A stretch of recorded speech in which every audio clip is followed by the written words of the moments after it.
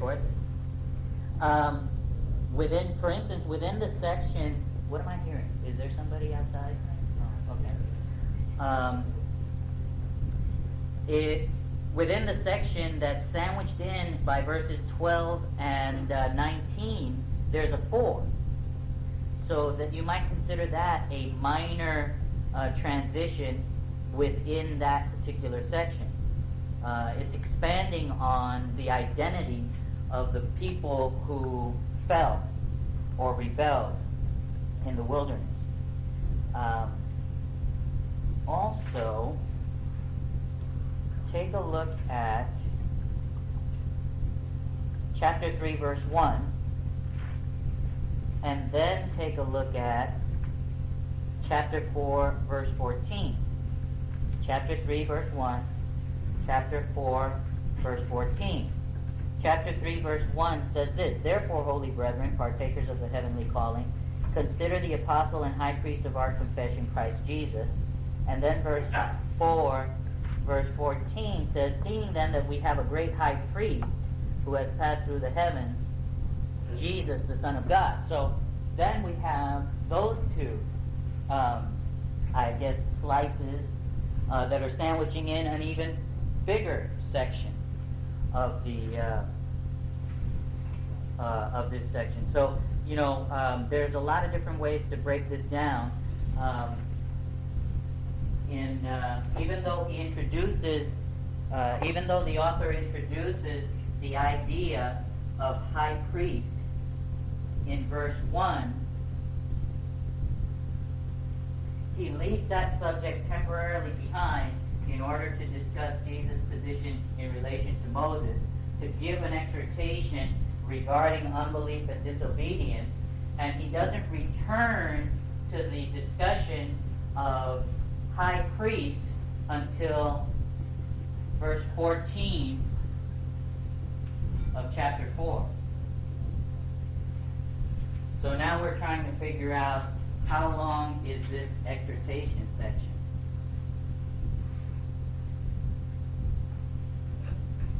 How long does the subject of rest and disobedience entering in, that whole subject, how long does that subject last?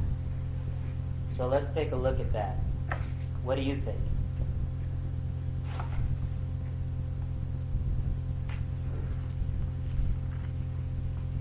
Take a minute, look at it.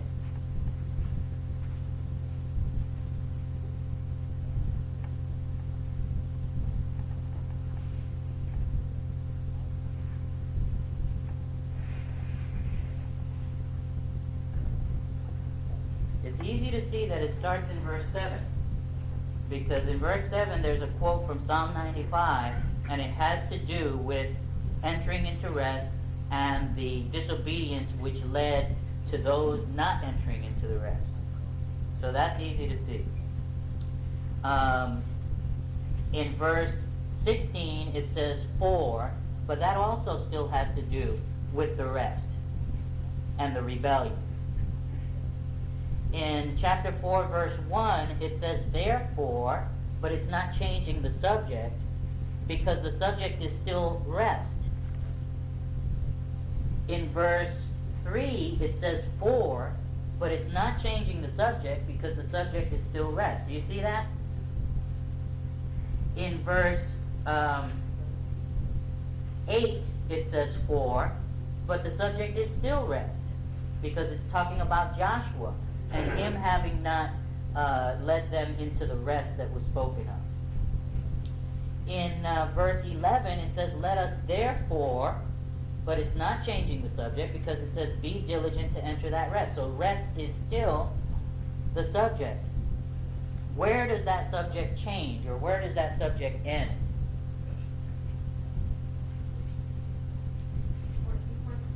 Okay, is that the beginning of a new subject or the end of the old one?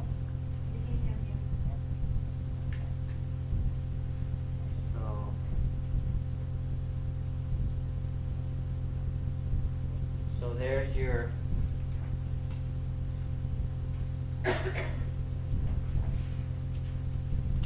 now what relationship what relationship does our first exhortation and the second exhortation share, if any? Do you remember our first exhortation? Take heed. Take heed, and what else? Therefore we must give the more earnest heed. And take heed, pay attention, and do not neglect. Is there any relationship between these two warnings that we can see?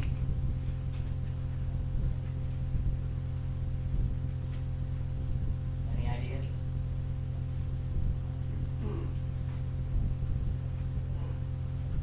Well, at this point, in 412, he ties in the Word of God and how it is acting and dealing with our lives. And Okay.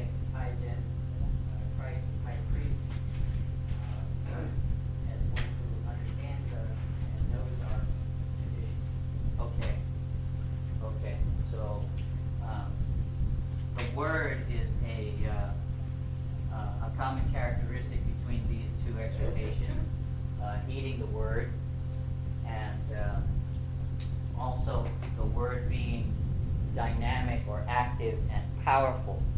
And so, if given the characteristics of the word in verse 12 of chapter 4, then it makes sense to pay attention. Okay? So these two, even generally speaking, these two exhortations have to do with the word. And it was disobedience to that word, which they did not heed, that led to them not entering rest. So, now we're starting in a new section, which is verse 14, a section which was introduced in verse 1 of chapter 3, but not expanded upon. Okay? So, what would we call, look at that one verse and see if you can come up with a title. We have a title for each one of these sections. See if you can come up with a title for this particular section.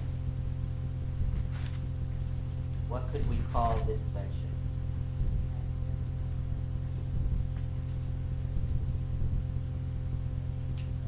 Jesus' position, his superiority to what? Right. Jesus' superiority. There's one word, superior. Okay, I'm going to erase that. Superiority.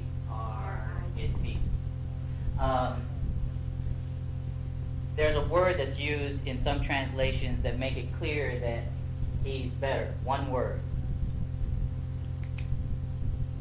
What do they call Jesus that they don't call the other high priests? Great, exactly. So that's going to be your word, great high priest.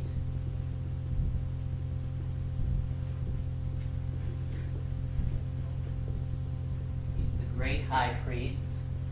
So, and he's much better than the other high priests, and we are going to develop that subject in the following chapters. But let's take a look at this section. Let's just read it together now, and kind of get a feel for how it sounds, because the author is going to do the same thing, just like he introduced the subject here, but he went into Jesus' position in relation to Moses, and the whole disobedience in the desert became an extended warning, an exhortation. He's going to continue this subject, but he's going to take another break for another warning. So let's look at that now. Starting in chapter 4, verse 14. Seeing then that we have a great high priest who has passed through the heavens, Jesus the Son of God, let us hold fast our confession. For we, and I want to call your attention again to those inclusive pronouns, okay? Those inclusive pronouns. For we do not have a high priest who cannot sympathize with our weaknesses, but was in all points tempted as we are, yet without sin. Let us therefore come boldly to the throne of grace, that we may obtain mercy and find grace to help in time of need. For every high priest taken from among men is appointed for men in things pertaining to God, that he may offer both gifts and sacrifices for sin. He can have compassion on those who are ignorant and going astray, since he himself is also subject to weakness. Because of this, he is required, as for the people, so also for himself, to offer sacrifices for sin. And no man takes this honor to himself, but he who is called by God, just as Aaron was. So also Christ did not glorify himself to become high priest, but it was he who said to him, "You are my son, today I have begotten you." As he also says in another place, "You are a priest forever, according to the order of Melchizedek, who in the days of his flesh, when he had offered up prayers and supplications, with vehement cries and tears to him who was able to save him from death, and was heard because of his godly fear, though he was a son, yet he learned obedience by the things which he suffered. And having been perfected, he became the author of eternal salvation to all who obey him, called by God as high priest according to the order of Melchizedek, of whom we have much to say and hard to explain, since you have become dull of hearing. For though by this time you ought to be teachers, you need someone to teach you again the first principles of the oracles of God, and you have come to need milk and not solid food. For everyone who partakes only of milk is unskilled in the word of righteousness, for he is a babe. But solid food belongs to those who are of full age, that is, those who by reason of use have their senses exercised to discern both good and evil. So, there we have it. And at this point, we could pass these out. Okay, any thoughts so far on this section that we just looked at? Okay, so we have qualifications. Christ really didn't meet those normal qualifications, but it does meet the qualifications for the What were some of the qualifications of a high priest? He had to be what? In order to be a representative between man and God, he had to be what? Okay, he had to be of the. Is there two A's in Aaron? Yes. Okay. There's something really kind of obvious. He had to be human. That explains the phrase "taken from men." Okay, so he had to be human. You can't represent human beings without being human yourself, and that's important because he wasn't an angel or something like that was not familiar with the weaknesses of mankind. So, and being human, there was something else: compassionate and gentle, and that's all there in that description. In verse 1 of chapter 5. For every high priest is taken from men, okay? And the next thing is what? Chosen, okay? So chosen by God as opposed to what? Right, exactly. Right. Or self-appointed, okay? So that's a big, and this one really is kind of key to the continuing discussion of Jesus' qualifications. What else? What other of the high priest? What was one of the services or duties of the high priest? To do what? Okay.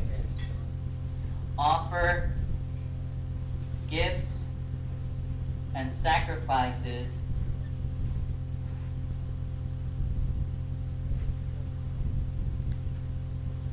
including his own, right? Okay? So these are some of the qualifications. And then next, what happens next is that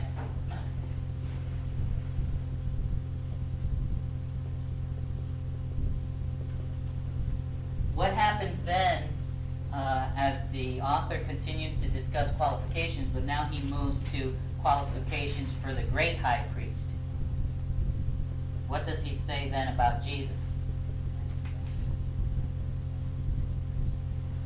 Well, he's according to the order of Melchizedek. Okay, so he's not of the Aaronic order, Oh boy. S Z Z E D E K. Thank you. So he's of that order, not the Aaronic order. What else? What else does it say about Jesus? It does say days of his flesh. So what does that say? While he was on earth. Okay, but that he was human. That is a qualification. He was human. And I think we can also add compassionate and gentle. Remember, a bruised reed he will not break, smoking flax he will not quench. And then what else? Learned obedience. He learned obedience, From the things which he suffered, okay. So he was familiar with the human condition. This, another common theme in Old and New Testament scripture is maturity through suffering. Not a very pleasant one for us, I'm sure, but still a common theme. And also that he did not, what did he not do? He did not, okay, but according to these, that's true. But according to this description of him in starting in verse 5 of chapter 5, what did he not do? He did not appoint himself, okay? So here we have a main point that the author is trying to really expose, is that he was appointed or chosen by God, not self-appointed. And so even if you were going to be a high priest according to the Aaronic order, you could not appoint yourself, and it was no different for Jesus. He was appointed by God, not even by himself. Now, what we know about Melchizedek, I think what we use the name of what maybe Yeah. we could spend just a little bit of time. I want to give his chance. No, I was looking forward to spending some time on him, and as a matter of fact, the author is going to spend some time. He's a little bit of a mystery. And yeah, he is. And there's a couple of reasons for him, I think, to be a mystery. I think this is a purposeful mystery on the part of God. One of the reasons for Melchizedek to be a mystery is it's essential for the to preserve the type that he have no recorded genealogy, so that later on it could be said of him he has no beginning or end, so that it could be, he could preserve the type of being Christ the same forever, yesterday, today, forever. So that's one of the reasons. Another thing is that he was the high priest of Salem in the Old Testament. He is a historical figure. He is a historical figure, and that's important. He's not a fantasy, a simile, a metaphor. He is a historical figure. Abraham met him, and Abraham gave him tithes. Abraham recognized his authority, and Abraham gave him tithes. So, another thing, if you look at that, where is that? That's in Genesis 14. Okay, let's take a trip just 14. for a second.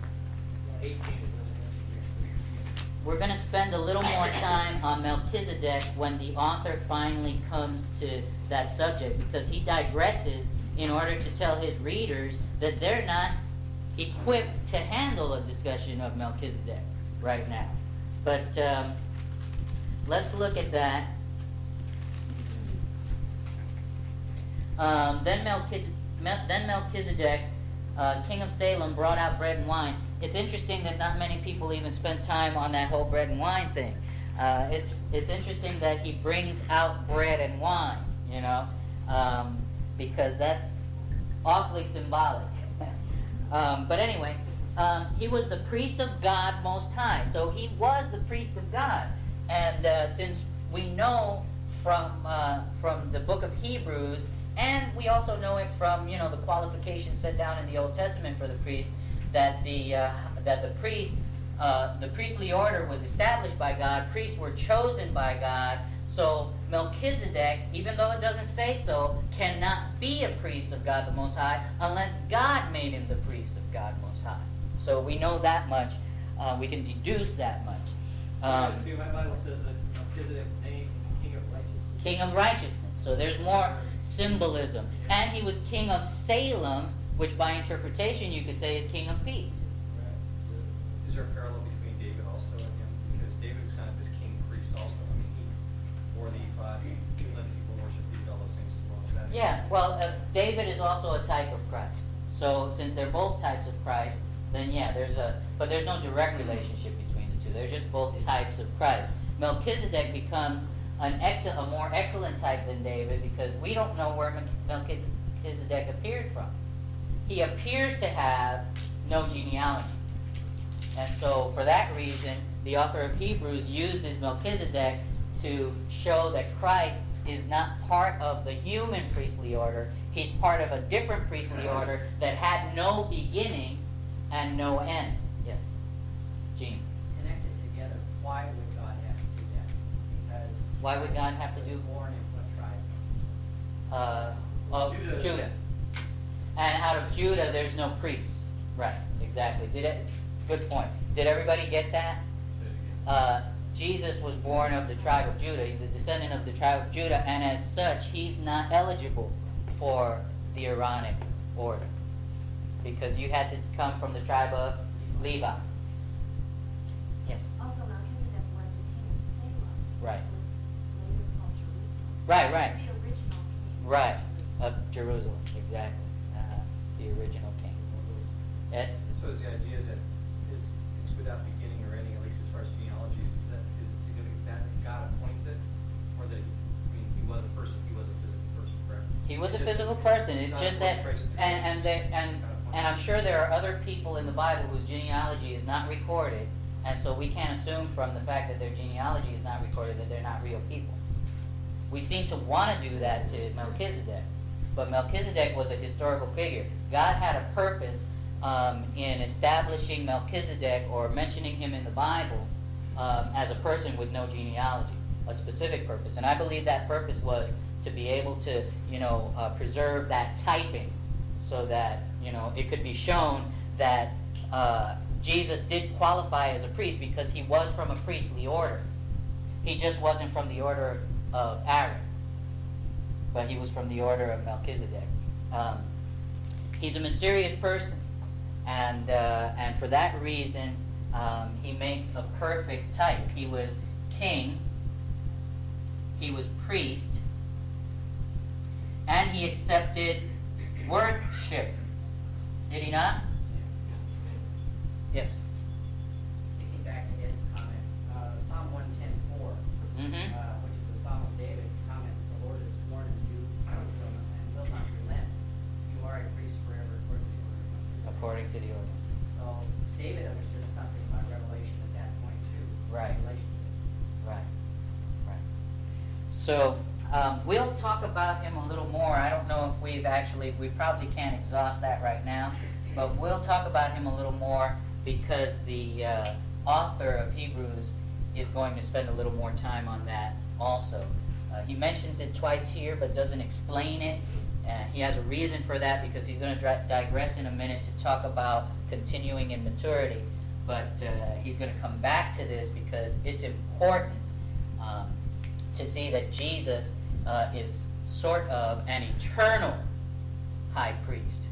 And not a high priest, first of all, who has to offer sacrifices for his own sin. And secondly, not a high priest of the order of Aaron, which you could go back into the order of Aaron and see that there were bad high priests. Okay? There's only two priests in this order, one being Melchizedek, of whom nothing bad is spoken, Of course, he's only mentioned briefly, but still, nothing bad is spoken. Only good things could be said about Melchizedek. And the second priest in this order is who?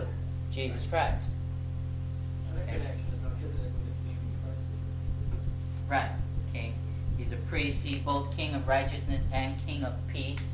You know, he makes just an excellent type of Christ. So he's used in this regard. Okay. Now, do you have an opinion as to why it seems necessary to sort of insert early on this typology of Christ?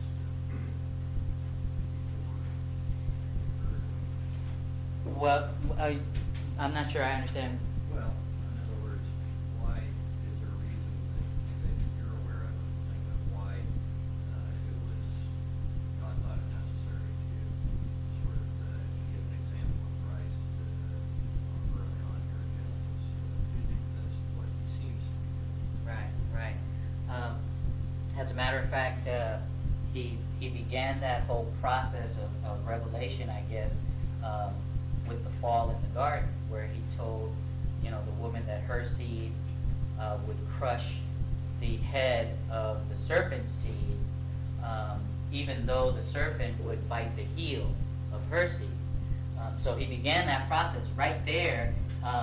Man in general becomes a type of Christ, in that Christ will also become human. So he starts that long process of revelation. He was dropping clues so that when his son finally did come, they would recognize him. But they never did. Only a few recognized him. But he was dropping clues all along the way. Gene? I think also the fact that he did that is similar to the fact that he gives us so many different names of himself. Right. Each is a word picture, a facet, if you will, Right. of God, so that we can better understand him, so that he's fleshed out. Right. So it's not just a single entity with the word God, and it doesn't make much sense. And also, what had Abraham just done? Did he not just fight against, a bunch of kings and be victorious? And it's interesting that the first king that he meets after that is the king of peace. So, there's that. If you kept looking at it and kept researching it, you could probably come up with a lot of reasons why God did that. Okay. Let's look at the questions finally.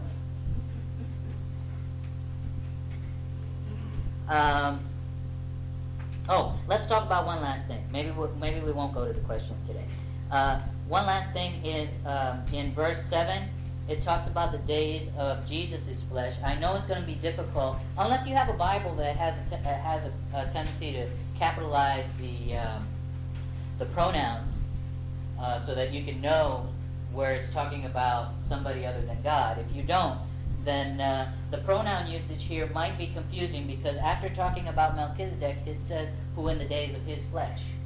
So you might conceivably get confused and think that this succeeding passage is talking about Melchizedek.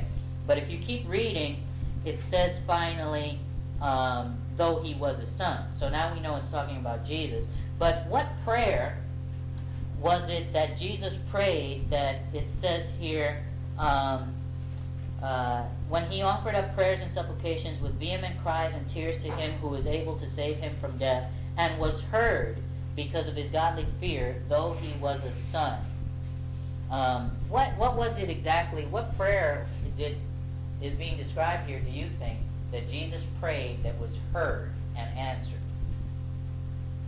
I was thinking Sermon on the Mount.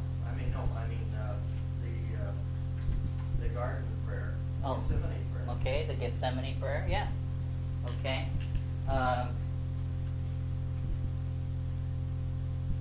Is have an E there? Is that right?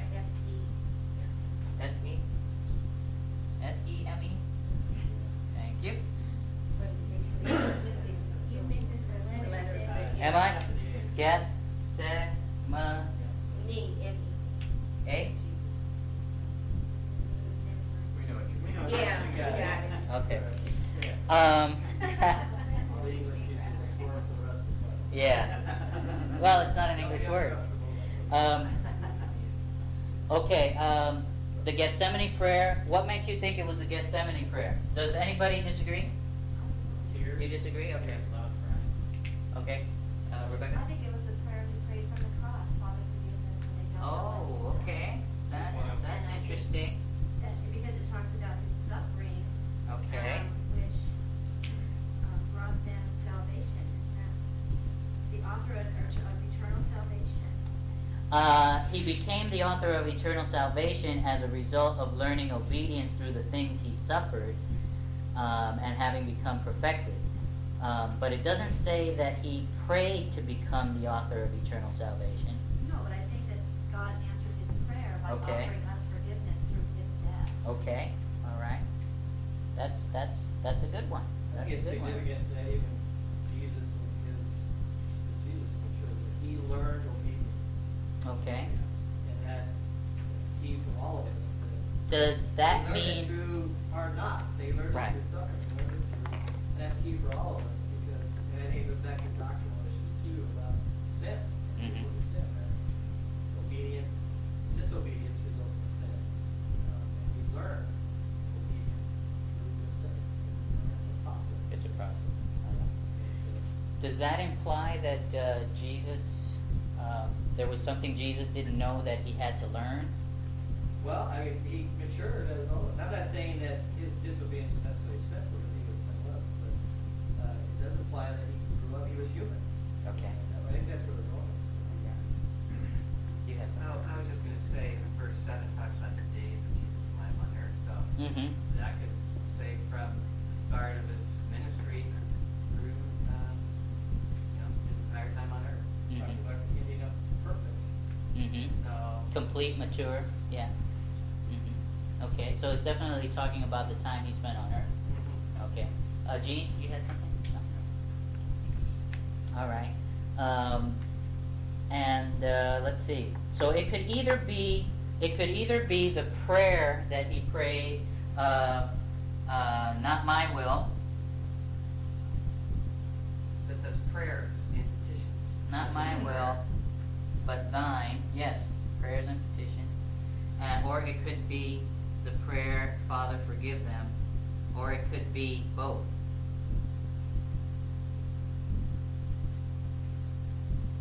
But we know that his prayers were answered. And specifically, like Rebecca points out, specifically as a result of this process that even he went through, he became the source. What does it say there, the author? He became the source. Yes. He became the source, the only source of salvation.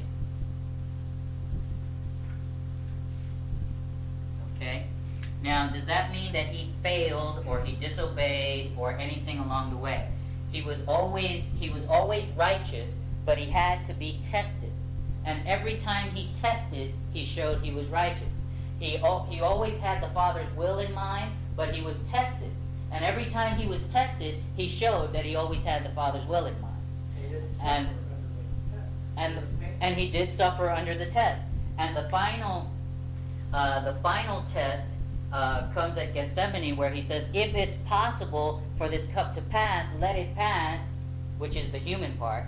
But nevertheless, not my will, but thine be done. He showed he was ready for the final test, which was death, separation from his Father.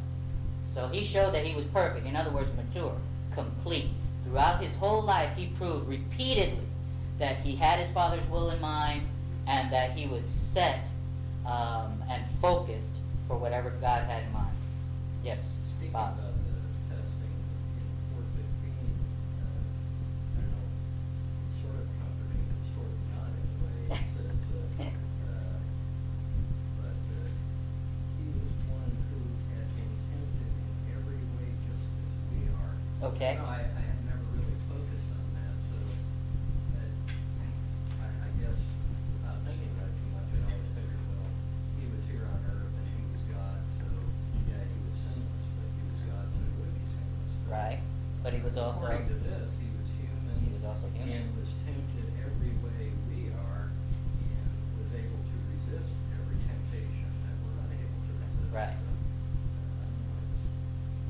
I think for the case has been made that that since he resisted every temptation had to be unbelievably strong in order to even have a hope of tripping him up. For us, temptations don't have to necessarily be that strong. We kind of give in, at the slightest pressure. It would have to take incredible pressure. Just remember that time that he spent 40 days hungry in the desert, and the devil comes and said, have a piece of bread. Make a piece of bread. So I don't know if it would take 40 days for me. It might take just 4 hours, 40 minutes. Yeah, 4 minutes, So that's the whole idea. So not only does he understand, but the pressure that had to be exerted against him by the flesh, by the world, by the devil, had to be much more incredibly strong than it is for us. So he definitely does understand. So we have to stop there. You have to take your questions home. And you have to answer them at home. And you have to do all the homework. And you have to come in next week so ready that one of you could stand up here.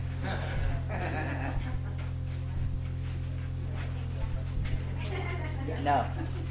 Although you can pray, because I am getting pressure at work to start working on Sunday. So. Yeah, no way. But, I said no way.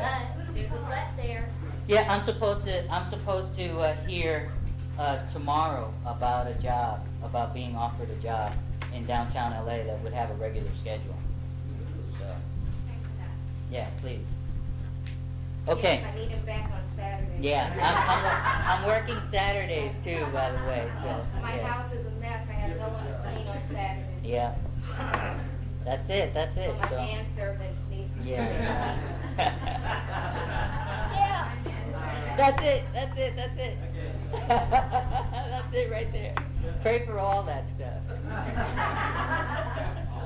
Yeah, pray for all that stuff. It's real important. Doesn't sound like you're gonna get out of work on Saturday either way. Yeah, no, it's just that, I can be at home. That's the basic. I have no one to crack a whip to. I can be available, I can be available for character development. Okay. Thank you so much, Lord, for this time that we've had together. And I pray, Father, that as we continue to look at this book, that we might continue to be developed both in our understanding of right and wrong and in our apprehension of spiritual truths. Father, help us to come to a knowledge of the glorious work of your Son. Help us, Father, to be transformed into his likeness from glory to glory. And help us, Father, to continue to come boldly before your throne of grace and find mercy and grace to help in time of need. Father, thank you so much for the sermon that's about to be preached. Father, I pray that you might be with your servant, our pastor, as he delivers the words of comfort, exhortation, and encouragement that it will take to put us and keep us on the right track. In Jesus' name, amen. Thank you. Thanks, Al. Don't forget to record the outline, because I'm going to erase it. Don't record it. I'm going to put it up there and you type it up. Okay. Well, you do it. Technology. Technology. Boy, oh boy.